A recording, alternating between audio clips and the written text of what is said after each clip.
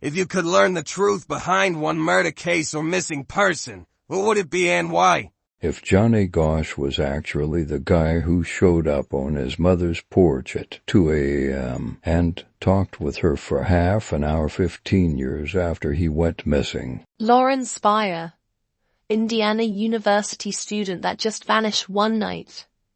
https://n.m.wikipedia.org. Wiki.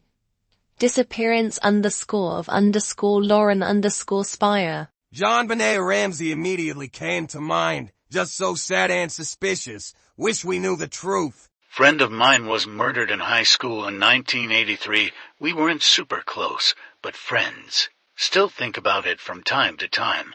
Listed as cold case now.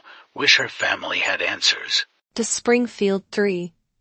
So many theories, but no real evidence. When I was 12 years old, a girl my age went into town to shop. Was seen getting into a white car at a bus stop and then found strangled and in a ditch. This was in 1992. They never found the person.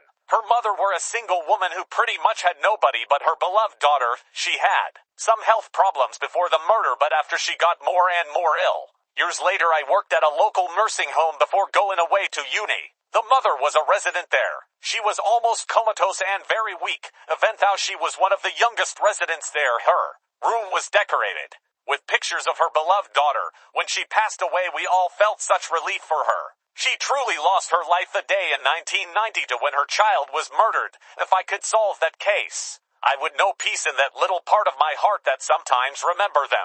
Where is Shelley Miscavige? The identity of the Zodiac Killer. The Beaumont children.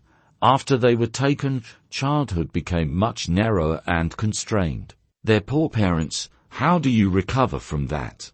Pharmaceutical mogul Barry Sherman and his wife Honey in Toronto, Canada. No motive was ever given, but apparently he was not an easy person to do business with. They were killed in their own home.